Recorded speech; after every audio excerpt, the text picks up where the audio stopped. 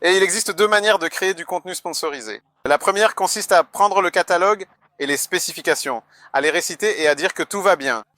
Ici, système de freinage motion track, système de contrôle dépendant de la charge, sélecteur de mode de conduite SDMS. Un nom accrocheur, n'est-ce pas? Système de contrôle dépendant de la pente. Tout va bien? Bonjour, c'est Andrzej. Je fais de la moto aujourd'hui. J'espère que ce n'est pas le dernier jour comme celui-ci cette année. Je roule, et le mot-clé, car ce sont des motos pour rouler. Attention, c'est du contenu sponsorisé, mais honnête, comme toujours.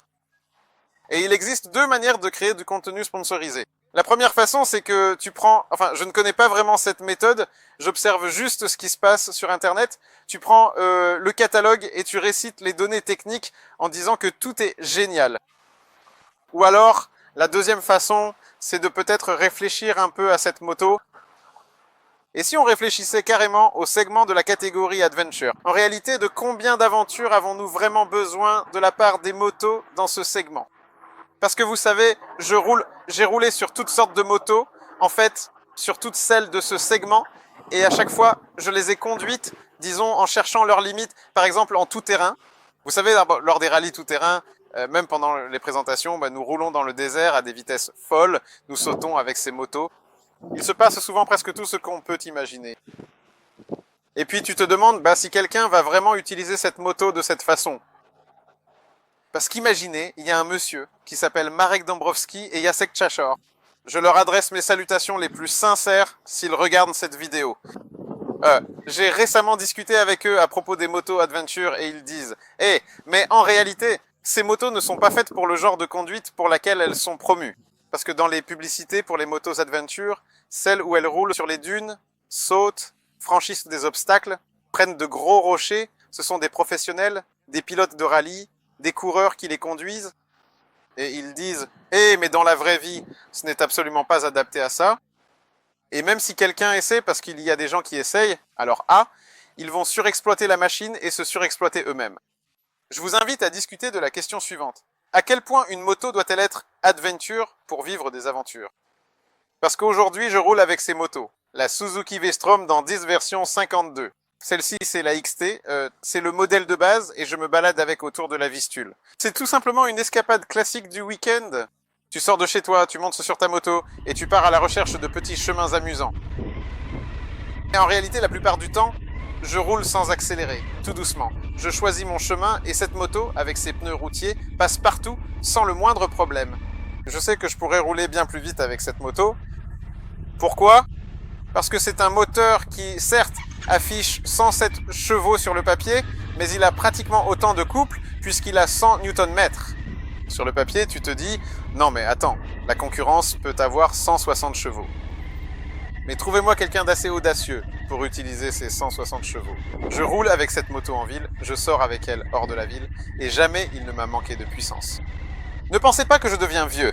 J'aime toujours rouler vite à moto, mais j'aime rouler vite sur des motos qui sont faites pour aller vite. Ces motos sont faites pour rouler agréablement pour les escapades, et le potentiel de ce moteur est tout à fait suffisant. Ce qui est intéressant, je dis toujours, ce qui est intéressant, je le dis, ce qui est intéressant, c'est que Suzuki a une approche complètement différente de la création de motos par rapport aux autres constructeurs. Tout le monde est dans cette course effrénée. Vous savez, toujours plus, toujours plus, toujours plus. Autrefois, il se faisait la concurrence dans les motos sportives où il fallait toujours plus de puissance, toujours moins de poids. Maintenant, ils se font concurrence justement dans ce segment, le segment Adventure. Elles doivent avoir le plus de gadgets possible, des suspensions semi-actives, de grandes roues, de grands débattements. Coucou le chien. Et faire des choses incroyables? Théoriquement. Et c'est là que se concentre cet effort, cette course à l'armement. Et Suzuki regarde toujours tout cela de côté et dit « Pourquoi ?»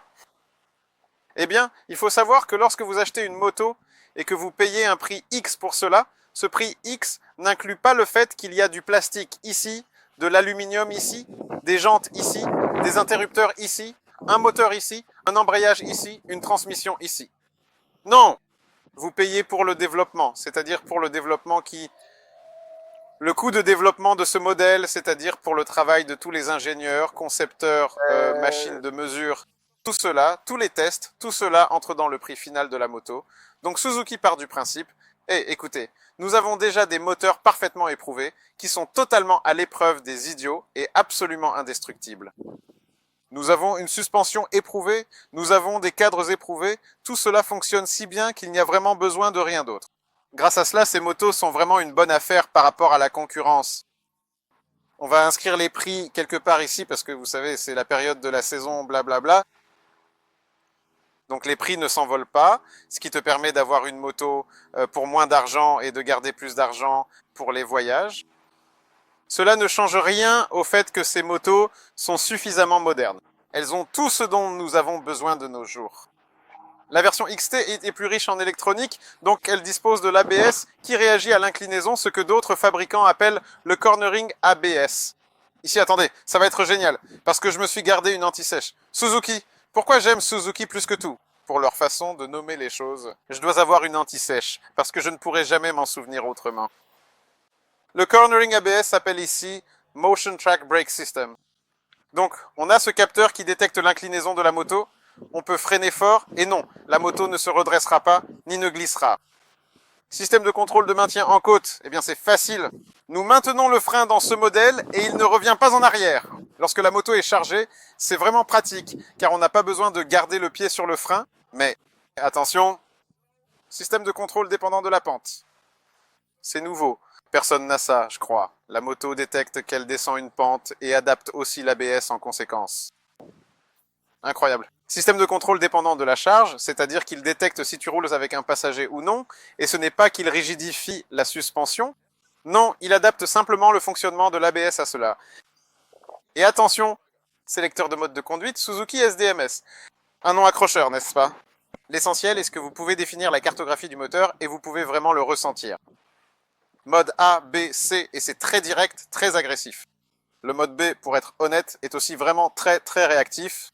Et le mode C est plus doux, il est vraiment agréable à utiliser. Ici, je peux parler du moteur, car j'ai déjà dit que ses performances sont suffisantes, mais il continue d'être perfectionné, et l'injection de carburant sur cette moto est tout simplement, eh bien, pratiquement parfaite. La réaction de cette machine à la rotation de la poignée des gaz est tellement précise, et ce moteur, grâce aussi à l'évolution de l'électronique, semble être bien plus vif que sur les modèles précédents. En mode agressif, dynamique, appelons-les ainsi, quand tu accélères vraiment en ville, il veut constamment avancer, donc cela montre vraiment à quel point l'électronique, le développement de l'électronique peut tout changer. Ce qui est, par exemple, un grand avantage, c'est que la voiture, la moto, augmente automatiquement un peu le régime moteur au moment où l'on appuie sur l'embrayage et elle sait que l'on va démarrer. Ce sont ces petites choses, vous savez, qui font que cette moto est vraiment très facile et agréable à conduire. Et c'est bien de cela qu'il s'agit dans la conduite touristique, que ce soit facile et agréable, et quand il le faut, dynamique, donc il peut aussi être dynamique. Pour être complet sur le sujet, il en va de même pour le châssis, c'est-à-dire les amortisseurs.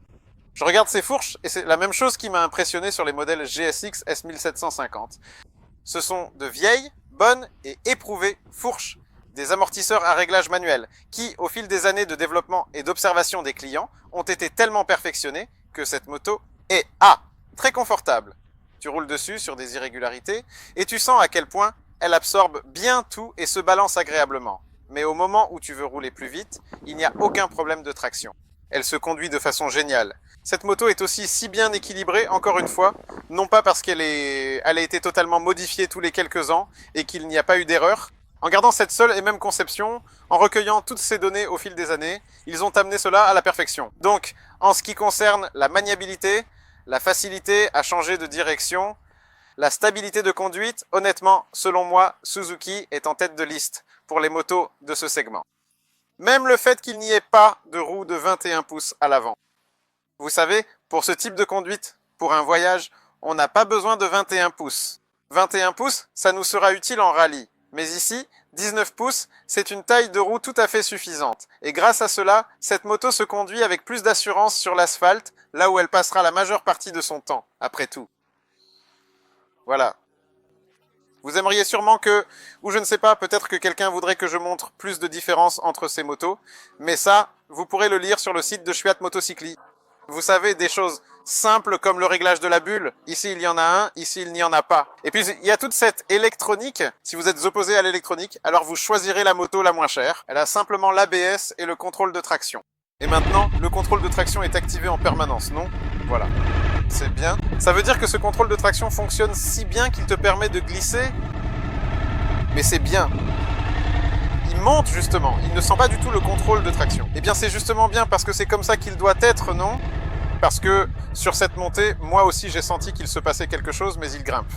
Tu peux aussi le désactiver en roulant, sans le moindre problème. C'est aussi un petit clin d'œil. Tu roules simplement, tu coupes les gaz, clic, clic, et c'est désactivé. Tu peux attaquer une montée ou, je ne sais pas, faire une figure, parce que cette moto aime faire des figures.